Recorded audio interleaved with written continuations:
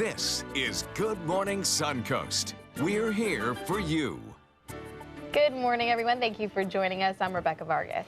And I'm Don Brennan at 6:01, along with John Scalzi. So yesterday, you took the day off. It was National Beer Drinking Day. Which and is then good, today is I don't like National beer. Coffee Day. Do you think they planned it? Is it really National Coffee Day? You It told me really that. is. It really is. And a lot of places everywhere are having specials. It's like my favorite day of the year. They Next thought to of that. Christmas. National Beer Day, National Coffee Day. There's a Tomorrow's national National something. Pepto-Bismol Day. Or something. I don't know. How do you recover from all these days? I Well, don't know. the coffee will help you recover from beer drinking. Is that what it is? Probably. Okay. I would I think. don't know. I don't drink beer. I wouldn't know. Well, it's a nice start to the day. And it'll be a beautiful day for a cup of coffee because we've got a little bit of showery activity out there this morning. It's always a beautiful day for a cup of coffee. Yes. Where there's coffee, there's hope, right? Oh, yeah. A few scattered showers come in off Gulf waters through the day today, giving us a rain chance that's pretty high for this time of year. Daytime highs will also be on the warm side, coming in around 90. We'll look for about a 50% chance of rain. Complete forecast in a few. Thank you, John. Taking a look at Suncoast roadways. Things are moving along pretty well in Manatee County. Starting to be a little more volume on State Road 70 as you cross both east and westbound on State Road 70 and 3 as you cross 301, excuse me. But other than that, everything's normal. No issues or delays. But there is an issue on 75. There was a stalled vehicle that might have been a residual accident north of that. It's I-75 southbound, just north of exit 213. There is a bit of a backup there if you're trying to exit University Parkway or past University Parkway. So be aware of that. Otherwise, Sarasota County is pretty free and clear of any issues this morning. Now, topping our news this morning, as water pollution becomes a growing concern in Southwest Florida, the results are in on a test of the water supply after a fuel tanker crashed and spilled oil onto I-75 in Northport last Friday. The Department of Environmental Protection says the water treatment facility found that there's no trace of petroleum in the water from the Peace River. Oil sheens, though, from the accident were spotted in nearby ditches, which is connected to the water treatment facility. We did have a couple heavy rainstorms between Friday night and Monday. So what happened is the swale system along I-75 where the oil was contained had breached come Monday morning. The DEP plans to use water from the Peace River until all the tests show that the water is safe in the Myakkahatchee Creek. Now, some people living on Siesta Key are also worried about their water quality. This comes after a discharge from the wastewater treatment facility there last month. Sarasota County says that more than 3 million gallons of partially treated wastewater were discharged into the Siesta Key Grand Canal on August 31st. County officials say this controlled spill was done when the plant had reached full capacity because of stormwaters brought on by Hurricane Hermine. Otherwise, there would have been raw sewage spilling out. Experts say residents should not be concerned with the water quality. Move along, there's nothing to see here, but some Siesta Key residents are playing it safe. We just moved to the neighborhood about a month ago, and it was brought to our attention, and we feel that we're far enough downstream that it doesn't affect us, but it is a concern since it is waste going into our water. The wastewater treatment facility on Siesta Key was originally scheduled to be shut down this year, but now county officials say that won't happen until the end of next year.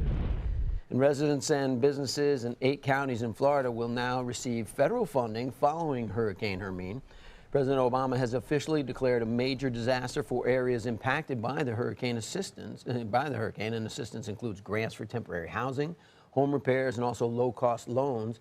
Manatee and Sarasota counties are not included. FEMA officials say it's still conducting damage surveys and additional counties may receive assistance. 4 Sarasota County sheriff's deputies accused of perjuring themselves in a drug trafficking case in order to protect a confidential informant will not face charges. As part of an anti-crime unit, the deputies pulled Jose Perez over on I-75 for a seatbelt violation back in March. A sheriff's dog found 6 pounds of cocaine in Perez's truck. Documents about the arrest show the deputies never mentioned an informant in their sworn depositions. But 2 deputies did mention the informant in reports following their depositions. Officers do not have to disclose who their informant is, but they cannot conceal that they actually used an informant. The sheriff's office will now begin an internal investigation of the deputies' actions. Detectives with the Sarasota Police Department are now looking for a plant thief. This is surveillance video from outside Awesome Orchids on South Pineapple Avenue in downtown Sarasota. And police say a man stole potted plants from the business between September 1st and 2nd. 2 weeks later, more plants and a metal bench that was bolted down to the concrete was also stolen.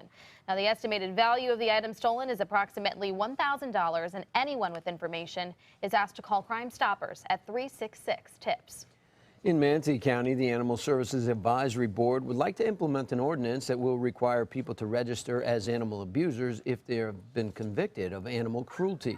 According to the Bradenton Herald, the board came up with the idea after a similar ordinance was approved in Hillsborough County earlier this month. If approved, the ordinance could keep animal shelters, rescue groups, and other organizations from allowing abusers to own another animal. Commissioners say Manatee County has the most convicted animal abusers in the state. The county commission would vote on the ordinance after the November election. Definitely something that's been a long time coming. Yes. Seems like a common sense thing. It does seem, but you see in New York, same with child abuse, but people are getting children back when they have had a history. Well, hopefully we can get that enacted. Well, in some local business news, Marina Jack has some new leadership. ABC 7's Ray Collins takes a closer look. It's been an icon on the Sarasota Bayfront for nearly 50 years. Over 300 boat slips and several restaurants, and now its biggest change could be on the way. A press release says Suntex Marinas of Dallas will acquire certain interests of Marina Jack. Suntex manages 34 marinas in over a dozen states. The other sites in Florida are in Jacksonville and the Fort Myers area, including Snook Bite Marina, which they call Southwest Florida's finest full-service marine facility. And bringing in some new fresh eyes, and I think hopefully it'll be a nice invigoration for the marina. Richard Deere has docked his boat at Marina Jack for over a dozen years. I think it's a good thing. It's great to see new things come to Sarasota.